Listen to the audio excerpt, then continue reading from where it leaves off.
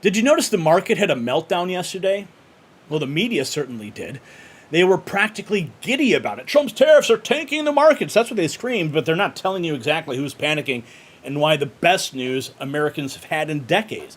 Yesterday's Liberation Day tariffs sent shockwaves through the global economy. For the first time in modern history, we have a president who understands that sovereignty isn't just about borders, it's about economic independence. And Howard Lutnick put it perfectly. Why should U.S. policy suggest finding the cheapest labor with the worst conditions to sell to the American economy? How about we just build it here? Meanwhile, Ford Motor Company just announced employee pricing for all American buyers. Why? They know American manufacturing is about to explode. Treasury Secretary Bessent shut down the whiners with the brutal truth. That's a Mag 7 problem, not a MAGA problem. Tech monopolies might panic, but real America is thriving. And as we step into 2025, one thing is clear, that de-dollarization is accelerating. China, other BRICS nations are scared of President Trump, making them more determined to reduce their dependence on the U.S. dollar. And what's their secret weapon? Well, it's gold. In fact, China resumed buying gold, and they underreport their buys. They recognize its global value and ability to withstand economic shocks. Gold is tangible, reliable, and immune to manipulation. China wants to be prepared. They just don't want it known. In a world of shifting economic power, gold is your personal hedge against uncertainty. Noble Gold can help you secure your future by visiting nextnewsgold.com or call that number on the screen, 877-646-5347, and ask how you can get your 10 free 1-ounce silver coins. And when you visit, tell them Gary Franchi at Next News sent you. Okay, so did you guys know there was a bomb scare at the executive office building right next to the White House today? No, you didn't see that on the news. Of course not. Okay, it was madhouse. SWAT teams, bomb squads. I mean, Pennsylvania Avenue locked down. Well, our boy Tom was there, and he captured this. Check this out. Hey guys, Tom McCullough, White House correspondent with the Next News Network. So we've got something that's breaking right now. The police found a suspicious package right on the other side of the Eisenhower Executive Building. The bomb squad and police are clearing it now. There's an incredible police presence from what I've heard. I know that the White House has stopped all visitors. They shut down Pennsylvania Avenue in front of it. On grounds, we're looking okay because we got that giant building shielding us from where it would be on the other side. But I tell everybody when you come out here, this is simultaneously the most dangerous place in the world and the safest place in the world. I just want to say God bless and protect the people out there trying to work to clear this, and hopefully everybody's safe out there. But yeah, it's a real thing. It could happen any moment out here. So yeah, real breaking news from the White House. Again, have a great day. Yeah, you didn't see that on the news today, did you? Of course not. But Tom was there. He captured it all. We've also got this about Ford, okay? The motor company. Ford slashing prices, jobs soaring, Trump, America First agenda wins big. McCullough outside the swamp. Ford, an American Titan, just dropped a bombshell. Employee discounts for all. Now, listen to why this is important. Okay, we read between the lines here and tell you exactly what's going on. Listen to what Tom has to say. Hey guys, this is Tom McCullough reporting for the Next News Network, and I'm standing just outside the White House on this brisk yet very sunny day here in April in the swamp of D.C. And we just received new remarks from the head of one of America's oldest car companies, Ford. And while the clip you're about to see may seem like a business announcement on the surface, make no mistake, this is a direct response to what President Donald Trump has been pushing for since day one of his second term, bringing jobs back, lowering prices, and putting America first. Now, this clip is under a minute, but it speaks literal volumes. Let's go ahead and take a look. Exactly right. For the next couple of months, we're going to offer our customers the same deal that our employees get. And as you say, that's worth thousands of dollars. You come into our store, you get employee pricing.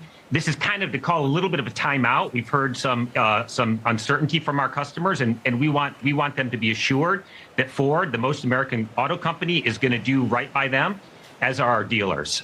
We make the most cars here, we employ the most, we export the most, and so we here at Ford, we're in a good position to address customers' concern and give them a really great deal on a great vehicle. So that's great. The statement coming from Ford's leadership shows a company making a rare move, one that benefits the American workers, the American family, and yes, the American economy. Ford is stepping up to calm fears and steady the market, just as Trump's trade and manufacturing policies are creating a resurgence in American industry. This was the voice of reason in a sea of chaos today.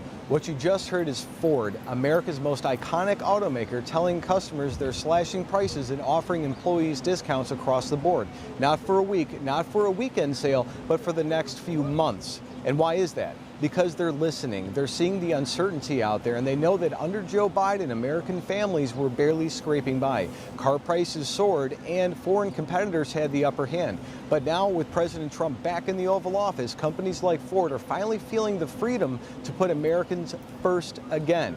Ford's decision to roll out employee pricing to everyone is not just about cars, it's about confidence. It's about telling hard-working men and women that this country's industries are back in their corner, something we haven't seen in years. It's the kind of bold move that only becomes possible under strong leadership in Washington, the kind Donald Trump is delivering every single day in his historic second term. This isn't just Ford doing a nice thing, it's a Ford responding to business environment that finally rewards American production. Ford makes the most cars here. They hire the most workers here.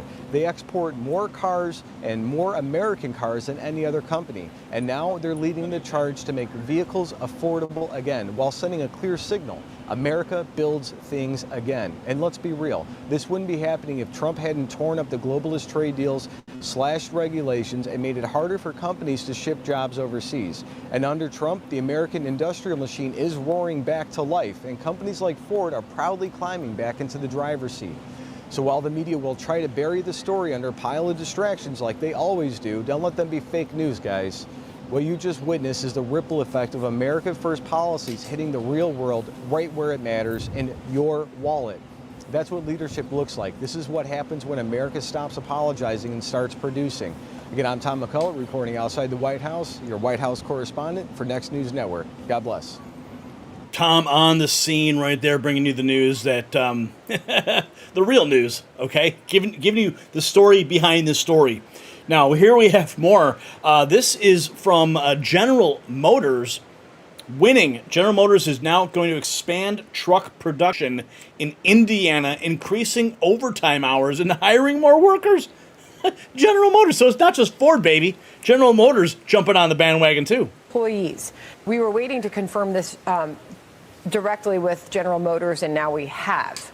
And you tell me if this is already a sign that things are happening in President Trump's favor. A General Motors spokesperson is now confirming there was a webcast to employees a short time ago.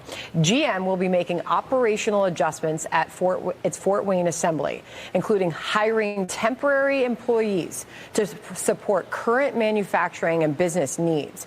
We continuously update and revise production schedules as part of our standard process of evaluating and aligning to manage vehicle inventory. This after initially Reuters was reporting on that webcast that they're going to be adding overtime hours for their employees, and they're going to be bringing some of that. They're going to be increasing the production of their light duty trucks at that American facility. We were waiting to more big news winning. Also, we have this. This was captured earlier today. Secretary Rollins speaking in front of the White House on American agriculture lagging behind globally. However, with President Trump's tariffs, we're set to reclaim our spot as the world's top agricultural powerhouse. Listen to this. Are Americans first? Secretary, Italy and Ireland are among the countries that are complaining about the tariffs. What's your response to these foreign countries? Well, let me say this. First of all, yesterday obviously was a big day, and it was an effectuation of the president's vision of national security, of food security, of putting our Americans first, our farmers and our ranchers, which as Secretary of Agriculture is really what I'm focused on. I know we're hearing from countries that are kind of complaining about what's happening, but I have a chart. This is sort of shows you the exports of other countries, India, Taiwan, Japan. This is the average, 14%. Well, down here, you got little bitty United States of America, right? I mean, this is what he's trying to fix. And for our farmers and our ranchers, they understand that there may be a short time of uncertainty, but for the long haul, as we restructure the American economy and the government, American economy and our private sector, with the government playing a role in that, President Trump's vision of using tariffs. Again, I'm not surprised there's some complaining, but at the end of the day, this president committed to putting Americans first. And as part of that are our farmers and our ranchers. I could probably do one more. How long is short term? I mean, I'm going to pause this for a second. The other countries are whining and crying. Oh, my goodness. Why? Oh, your tariffs are going to hurt us. Not my problem, dude. All right, America first. You heard about it? You heard? It's because I know you had this chart that you just showed us, but financial markets are tanking today. Does Wall Street see things differently? Oh, shut up, you fake news bastard. Shut up. You see what they're doing? They're amplifying this fake news all day long. Okay, we've been warning everybody. Yes, there's going to be growing pains. You got to rip the frickin' Band-Aid off. Everyone just bite on a stick and just chill the F out. Okay? Yeah, it's going to hurt a little bit. But guess what? It's like, childbirth, all right? A lot of pain. But the glory of holding that child, right? At the end, you guys know. All the parents out there know what that feels like. All the moms who've given birth, it's the same thing. All right, so the fake news media is going to amplify any little blip in the market. But this is all going to be corrected. All right, I'm seeing people posting on LinkedIn, oh my God, Donald Trump's destroying a country. No, they're just reacting to a blip. You got to think long term, everybody, long term. Ugh, it makes me so pissed. But at the end of the day, this president committed to putting Americans first. And as part of that are our farmers and our ranchers. I could probably do one more. How long is Can I short ask you term? about the financial markets? Because I know you had this chart that you just showed us, but financial markets are tanking today. Does Wall Street see things differently than the administration? Why are they declining so sharply? Well, listen, y'all, we are a couple hours in. The president announced this yesterday afternoon. We knew that there would be some of that as people are adjusting. But at the end of the day, yesterday marked step one.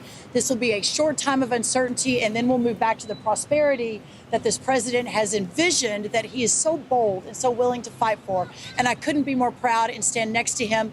The new golden age of prosperity will move in. Again, for me, I'm really focused on our farmers and our ranchers, and that's what we'll continue to focus on. But it will reach every corner of America as we are restructuring. Thank y'all so much. Listen to them all keep screaming. How long? How long? Oh my God. How long is it going to hurt? How long is it going to hurt? Oh my goodness. You know, they just want to keep amplifying negative because all they want to do is hurt the president. No weapon formed against him shall prosper. That's written down in stone. Don't listen to the fake news. But speaking of what's not fake news, here's Secretary Howard Lutnick on why should U.S. policy suggest you find the cheapest labor in the world. Listen. Finally changing U.S.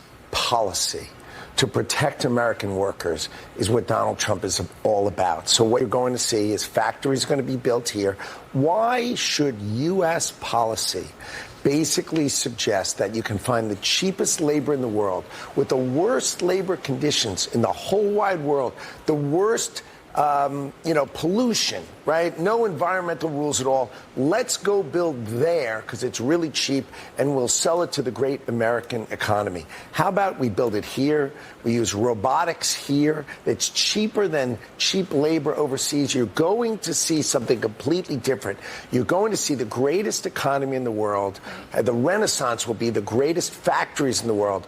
High tech. People, what are the jobs Americans are going to have? We are going to have mechanics who fix robotics. We're going to have engineers and electricians who work on these great high-tech factories. These are high-tech jobs. All you need is a high school education and training, and they're going to have great jobs, great paying, and this is who Donald Trump is going to build for. And I understand. Finally, let's go. Let's keep building. US. Let's keep building this great nation. Here we have Kayleigh McEnany. Of course, she was once a press secretary for President Trump, talking about POTUS, Liberation Day tariffs. They're here to stay. This is the great deal maker, the great negotiator, and he's someone who understands how to get to a good end result. And with that in mind, you set the posture that this isn't going away. These are here to stay. You've had 70 years to negotiate. That's what I think this is. The $6 trillion question, as Politico put it, is what's next. I heard Scott Bessent say, look, we have less to lose than these other countries. If in economic textbooks, we are the deficit country. They are the surplus country. The surplus country has more to lose. What that says to me is he knows these other countries have something to lose. In other words, they're going to be pushed to the negotiating table. This is the great deal maker. They're going to be pushed to the negotiating table. Okay. $6 trillion, $7 trillion investment in the United States. And the fake news is crying about a blip in the markets because Ireland is having a conniption fit over whatever it is they're crying about. That now it's going to cost more money to ship the Guinness into the U.S. or something. What? All right, just buckle up. Wait till that $7 trillion settles down in the United States. We're just getting started.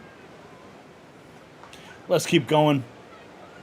We've got, okay, so check this out. Here is Senator Tim Shealy. They tariff us at up to 50% of our exported products. Our ag sector for long term, making life affordable for working class families again, making sure the blue collar jobs that are manufacturing, that bring industry back. I mean, look at our ag sector, for example. Our ag sector gets decimated by other countries tariffing our beef imports, our shrimp, our catfish. I mean, you have Asian nations dumping millions of pounds of shrimp, catfish, shellfish. Australia dumps beef into our market. They tariff us at up to 50% of our exported ag products and then dump mass-produced ag products into our market, severely harming our farmers and our ranchers. So it's about time we have a level playing field for our business. For businesses for a generation now, we've let the rest of the world take advantage of that. That has inflationary impacts as well. Yeah, but we're not worried about it because America's getting better every day. Here is Representative Arrington. I think the economy will benefit tremendously. Ranchers in West Texas. Oh, my bad.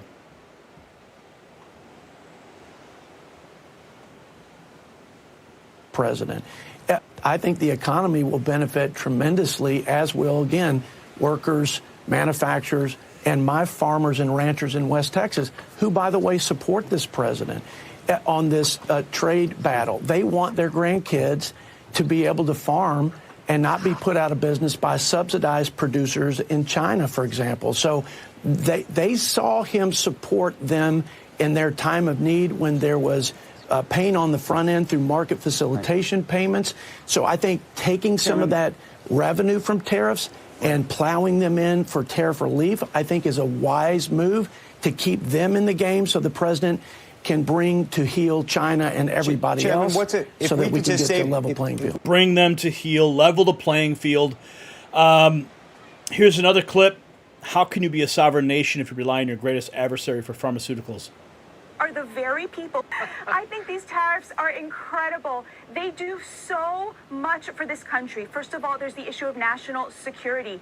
How can you be a sovereign nation if you are relying on your greatest enemy for pharmaceuticals, for steel, for aluminum, for lumber, for the very ships that you will need to fight them, right? It's absurd. Obviously, we need to have a base in manufacturing for our national security, but it goes so much deeper than that, Trace. We have already seen this president use these tariffs to get Mexico to control its southern border. I mean, hello, the most obvious thing in the world.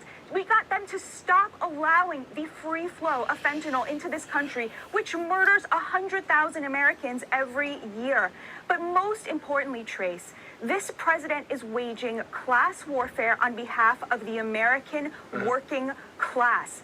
These are the very people who have been abused and fleeced and humiliated and destroyed by an international economic order in which the American middle class is asked to bear the burden of the global elites who have gotten rich off of all of this free trade at our expense. You know, if tariffs are so terrible, how come all of these countries have tariffs on us? It's utterly, utterly absurd. What Trump is doing is reversing the trend in which we took a country built on a stable middle class, built on manufacturing, and we destroyed it with an upward funnel of wealth to the elites. And Trace, this is why Wall Street is going crazy. Wall Street is trying to short President Trump's agenda because they cannot stand that he has taken the spigot, which was turning up to the elites, and pointed it back down to the hardest working Americans, the backbone of this country. And that pretty much says it all. Batia Ungar Sargon, thank you for coming on. Great stuff. We appreciate it. That was really, really good commentary. Basically spelling it all out. Okay, here's more. This is the Secretary Bessent, Treasury Secretary. Market movement. This kind of market downdraft so far this year is not concerning you? Well, look, in my old business, I was very concerned about market movement, and I'm trying to be Secretary of Treasury, not a market commentator.